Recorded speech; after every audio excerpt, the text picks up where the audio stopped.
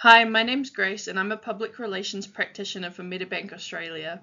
The purpose of this presentation is to address the cyber attack we are currently facing.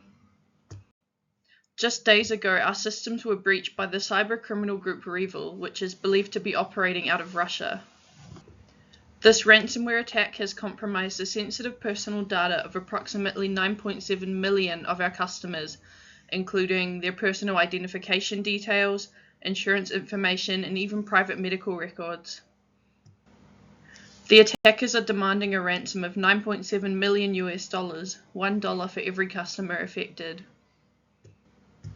We have decided not to pay the ransom in line with the Australian government's advice and policies. Unfortunately, as a result, portions of the stolen data are now being leaked on the dark web. This incident has exposed several critical vulnerabilities within our organisation. Financially, we are anticipating up to 126 million Australian dollars in crisis-related costs by the end of 2025. This reveals a lack of adequate financial planning and preparedness for a crisis of this magnitude. Emotionally, our staff are struggling with trust issues, particularly around the organisation's reliance on external contractors. This highlights the urgent need for stronger emotional and psychological support systems for our employees during crises. Operationally, our customer service teams have been overwhelmed by the volume of calls and support requests from concerned individuals. This indicates that our existing customer support structures are not equipped to handle large-scale crises effectively. And security-wise, the breach has exposed serious flaws in our cybersecurity measures and highlighted the growing threat posed by increasingly sophisticated digital attacks. Initial investigations revealed that hackers gained access to our systems through an IT contractor whose login credentials were saved in their personal browser. Once they gained access to our database, the hackers spent 2 weeks quietly monitoring our systems before launching the attack, which is a significant lapse in detection on our end. Internally, we are now addressing both structural issues such as poor multi-factor authentication and inconsistent credential management, and also cultural issues including an over-reliance on contractors and a general lack of cybersecurity training among our staff. Now we will turn to how we're addressing this through our communication and messaging strategies. To manage this crisis effectively, we are now implementing a strategic approach to our crisis response. This will be guided by the principles of Benoit's image repair theory and Coombs' situational crisis communication theory. The goal here is to rebuild trust with our customers, stakeholders, and other key publics. I have also created a message map to outline 3 key messages for us to use in our communication strategy. The main stakeholders we should focus on in this crisis are our customers, since they are the most directly affected by their data being compromised. From this, I have deduced that their main question will be, how will Medibank protect my personal information moving forward?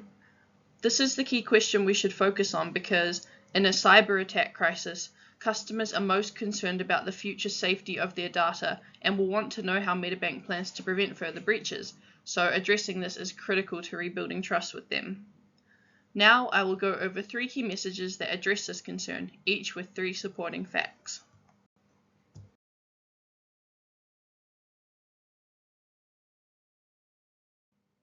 The first strategy we'll focus on is corrective action, which is central to addressing the crisis and rebuilding trust. Rather than denying the occurrence of harm or shifting blame, corrective action emphasizes taking responsibility for the situation and outlining the steps Medibank is taking to prevent further harm. It would be ineffective and counterproductive to deny any wrongdoing by blaming external factors such as the contractor whose credentials were compromised, as this would signal a lack of accountability. A key aspect of regaining public trust is demonstrating a commitment to rectifying the issue. So instead, we should focus on clarifying our responsibility while outlining the corrective measures.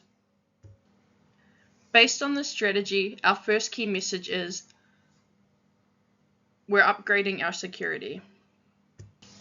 And the 3 supporting facts for this message are: organizational multi-factor authentication is now mandatory. We are implementing staff cybersecurity training, and we are actively monitoring our systems 24/7. The second strategy, drawing from Benoit's theory, is evasion of responsibility, paired with Coombs' concept of transcendence. While evasion of responsibility might seem contradictory, it's important to acknowledge that the breach partially occurred from external factors beyond Medibank's control. Experts highlight that crises stemming from external threats like cyber attacks should be framed differently than crises caused solely by internal failings, wherefore responsibility should be assumed. For example, just as the New Zealand government had to manage the COVID-19 crisis, which was beyond their control, Medibank must position the cyber attack as partially being caused by external actors. This aligns with Coombs' theory, particularly the concept of transcendence. Coombs argues that when a crisis results in unintentional harm, organizations should aim to minimize damage by expanding the context of the crisis. For Medibank, this means emphasizing that this was a rare occurrence to reassure our public that this will not happen again. Thus, the second key message is, this was a rare, sophisticated cyber attack. The three supporting facts for this message are, breaches of this scale are uncommon, we are now aware of the heightened threat, and our systems did not detect the breach for 2 weeks. Now, the next strategy from Benoit that we will discuss is mortification. According to Benoit, it is a critical step in the crisis communication process. This involves issuing a genuine apology to the affected publics, in this case customers, who are our key stakeholders. Medibank needs to sincerely express regret for the distress that was caused and, where necessary, offer support and assistance to customers whose personal information was exposed. Coombs' concept of instructing information is also useful here. Instructing information refers to instructions for customers on how to proceed, showing Medibank's active commitment to rectifying the situation. To achieve this, Medibank should provide clear instructions on how customers can protect themselves and recover any stolen data. Coombs' concept of adjusting information, which offers customers psychological reassurance, should also be included in this messaging.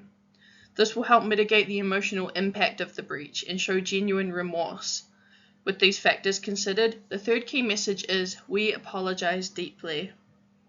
The supporting facts for this are, impacted customers were contacted directly, we send all customers steps to safeguard their data, and 24/7 help is available. Here is a look at the message map compiled altogether. In summary, Medibank's crisis response will balance accepting responsibility, taking corrective action, acknowledging the external threat posed by REvil, and showing remorse to our affected customers.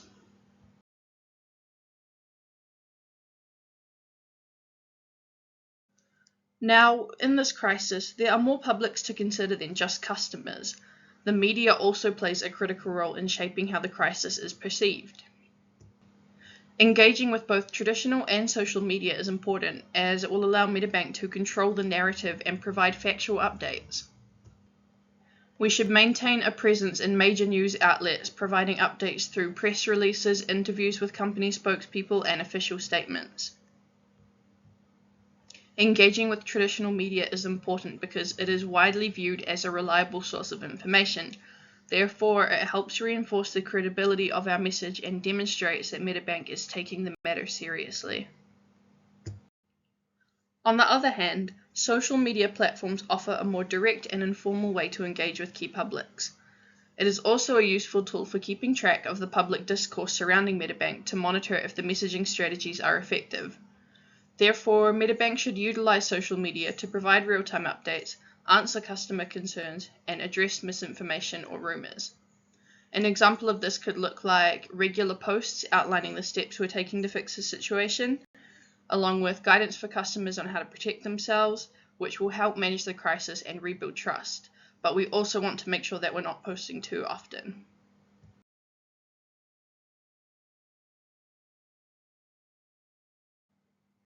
Now, to finish off, I will discuss some of the ethical considerations of this crisis.